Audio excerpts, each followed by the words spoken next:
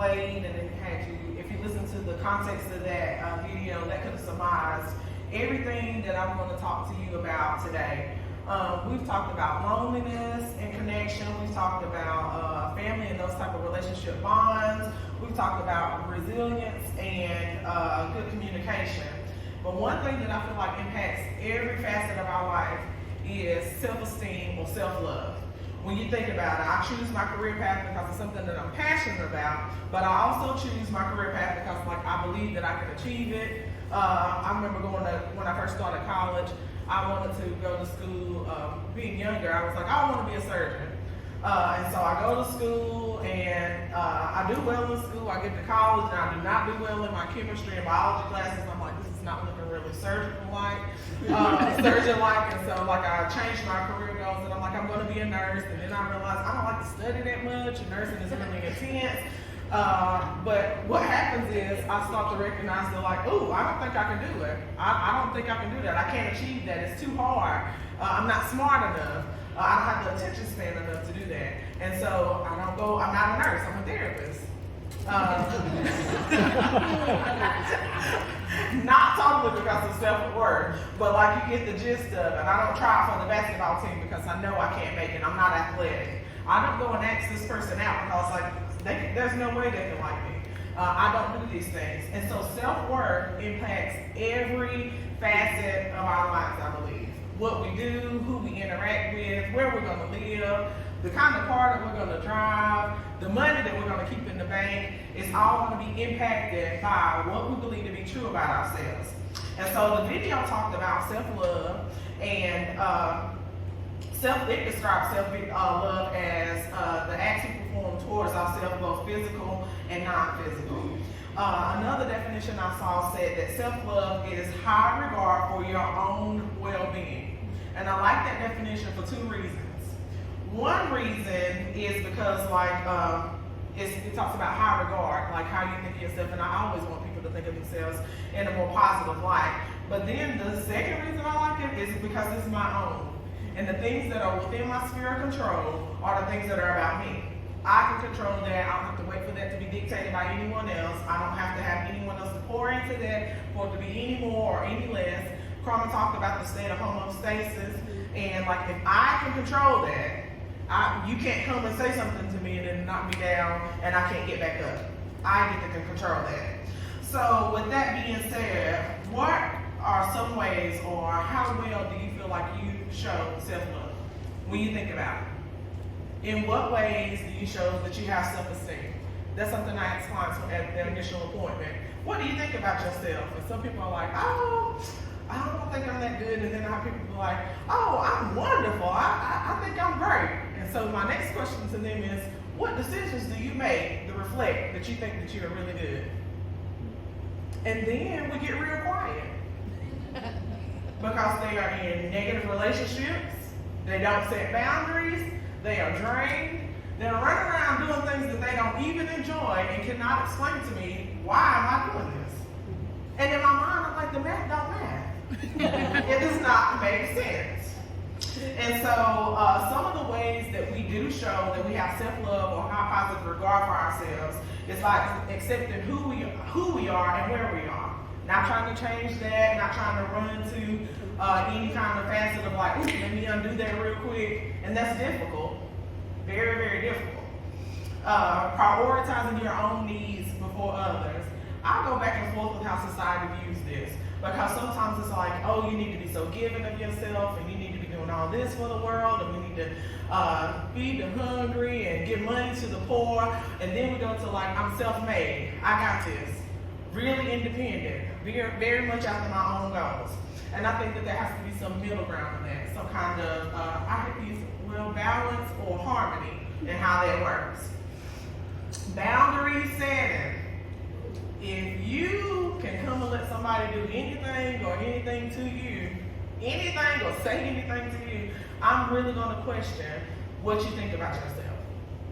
I think that is so easy, especially in intimate relationships, for us to allow or to permit certain things to go on with and things done to us because for the sake of love. Or some sessions that I've been having recently is about good. This whole concept of what good is and how that looks.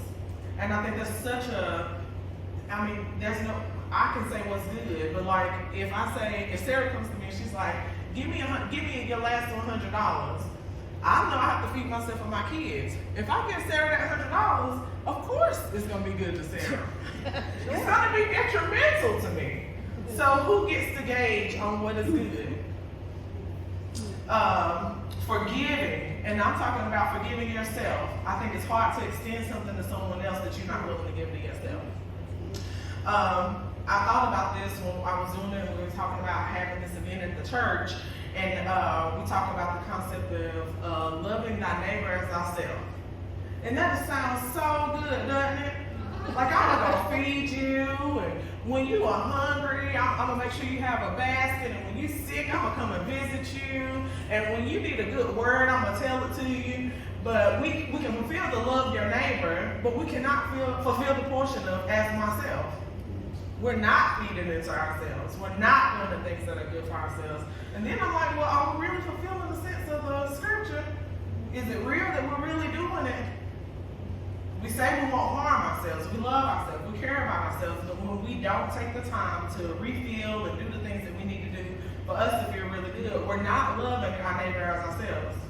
Or even the common concept of, I remember being in kindergarten, treat others the way you want to be treated. And I was doing, of course, I'm working with former employee, that's how I know all these people. And so we were in a diversity session, and the guy said, it's often said that treat others the way we want to be treated, but sometimes I just want you to treat me the way I want to be treated. Ooh, that was so good. Like, I wanted to eat it. I was like, God, that is so true. Because maybe that is how you show love, or maybe that is how you feel love. That's not how I feel love. You do not have to hold my hand for me to feel love. Go wash my dishes. Go wash my dishes. And so the video did really, really good with talking about how your love for yourself will impact your relationships. So it talked about how, which Sarah talked about it earlier, the attachment theory. And so I think his name was John Bowlby. He was the therapist or the psychologist who developed this idea of attachment theories. And basically he was saying that connectedness is the interactions or the attachment between human beings. And so his theory was that we learn our attachments as we grow up. So if we didn't have really good attachments to parents or to those core people in the beginning of our early stages, then we will not be able to reflect that and do that long term. Is that not sucky? I think about core beliefs. Has anyone ever heard about core beliefs? Like, I don't know, all my therapist friends know about core beliefs. Yes. And so core beliefs, we learned about it in school, but I was looking at a paper that I used for psych ed in therapy, and it talked about core beliefs, and it said core beliefs are developed in early childhood and during adult traumatic experiences. I said, well, God, that means I'm going to feel crappy about myself for eternity. I think about kids who suffer abuse and neglect and how that impacts your worldview and how you view yourself and what that means for you. And then how in the world am I supposed to combat that and change my worldview and change how I feel about myself? It does not make sense to me. And so John Bowlby, he goes into like the attachment styles that Sarah talked all about, and she said there are 4 attachment styles. They're avoidant, anxious, disorganized, and then we have the secure attachment style. And they all talk about like how there was either neglect in childhood or something that was missing or something that was absent in that childhood, and it creates the sense of like anxious is where like, oh, I'm gonna show up for you, but I'm gonna show up for you how I want to show up for you. And it is based on what that caretaker is willing to give. And so when that happens, that means that the child is left to like, oh, well, let me do and be what you need me to be. And then what do we do in adulthood? I go into this relationship with this other person because I have a negative core belief, and now I'm in this attachment style. And so when I go in a relationship with you, it's like, Sarah, you call me, I don't answer. I mean, you call and I'm in the shower and I don't answer. And you send a text, hey, what's up? And you kind of wonder, and I'm lingering. And by the time we get out of this 20-minute shower, it's over. Or like my cousin Melissa, wipe your hand, girl. She'll send a text, and if we don't respond, she'll be like, are you mad at me? I'm like, child, I just got an 8-hour work. I know I'm not mad. I'm not mad at that. So those are the things that we do. And I do that. I can remember one of my supervisors telling me one time, I texted her a song and she said, oh, I need to hear that. I'm upset. Immediately I went to, oh God, I ain't seen it in 2 days, but I wonder what I did. I wonder why she mad at me. I kept looking at the text, and for some reason, I couldn't leave out the fact that it said that like I had done something to make her upset. Of course I read into it. That's not what the text message said. And God spoke so clearly. He said, girl, it ain't always about you. And I was like, oh, that's a good word. Okay, thank you. But your self-worth is always about you. You can always turn that ship around. You can always bring that back to like how you want to feel, how you desire to feel, how you desire to be. Because like that's the one thing that we can't control. Even when it seems impossible. In our groups, we did a breakdown and we were talking about had some questions and we were talking about some things and talking about self-regulation.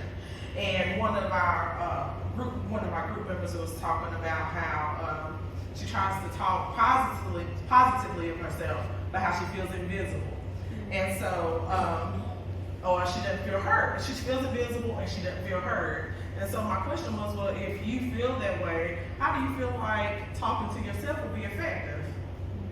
So how we even perceive ourselves, that level of worth is going to impact how we regulate, how we feel connected, how are we going to go back and what coping skills we're going to use. How will they even be effective?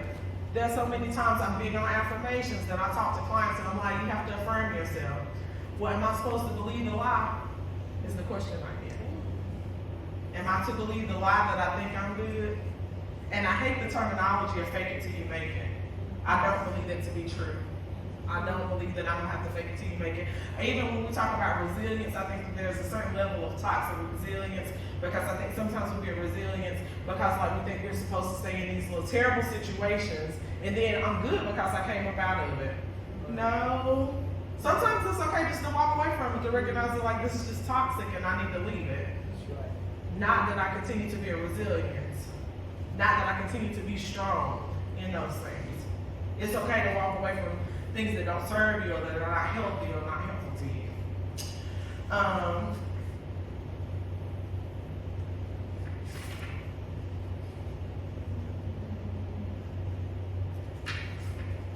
So what are some things that you can do to help build and to help structure better self-worth and self-care for yourself?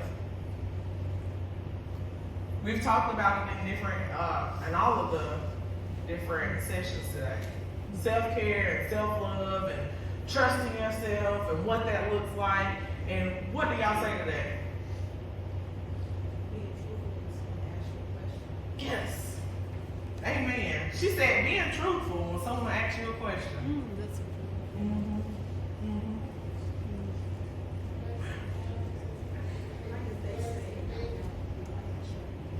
I can't hear what you're saying.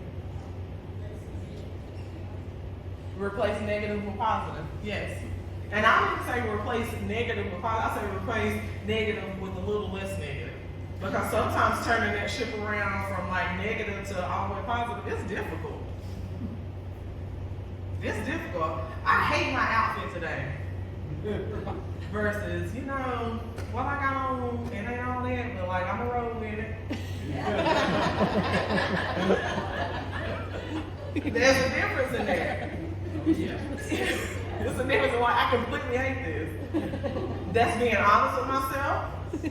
I'm telling the truth about it. I'm honoring that. I'm honoring how I feel for the moment, and I'm honoring that I don't have to stay here. I'm gonna roll and I'm gonna go with it.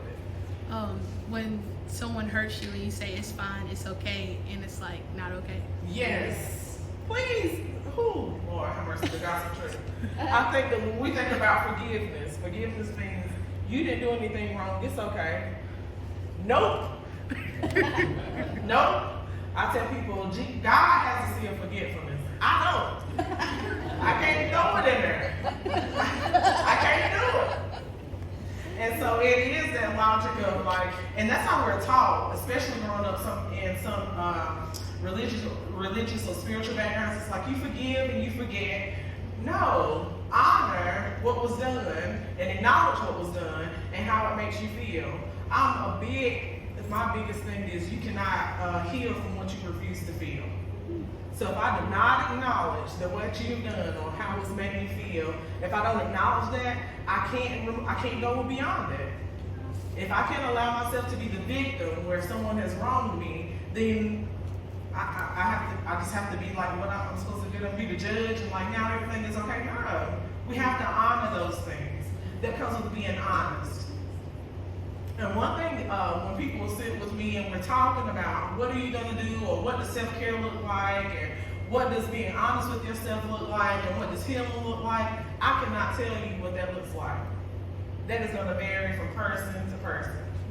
I will say that people have the idea that this healing journey is always going to be like this easy thing and it's going to be flowers and the sun is going to be shining every day and you're going to have all these friends and loneliness is never going to come, and that's a lie. It is so wonderful that we heal.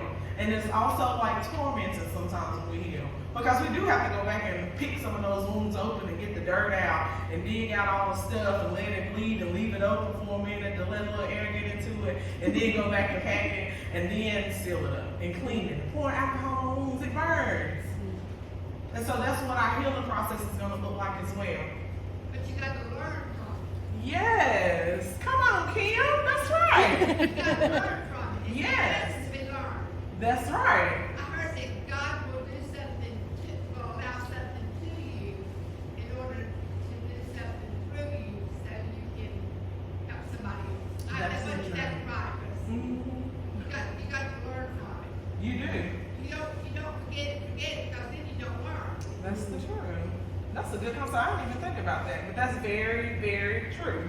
We do. We get into this mode of like where we just have to lay dormant and we can't grieve and we can't allow our feelings to be. And even as a therapist, I will openly acknowledge that feelings sometimes suck so bad. Like, why do we have them? Why do we need them?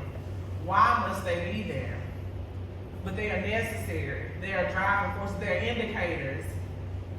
Either I'm going too far one way, or like this is right and you need to make this turn, or like they indicate something. And it's okay that you take the time to listen to them. It's okay that you sit with it.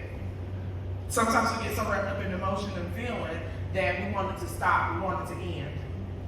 And so then I'm doing all these things, I'm going to all the classes, I'm with all the people, and I'm soaking up all the things, and I'm doing all the things that they're telling me to do, and I'm wearing the mask, and I'm fitting into the mold, and I still feel crappy. I'm doing all this stuff. Well, maybe we should just stop doing all this stuff. Maybe we'll just sit with it for a minute.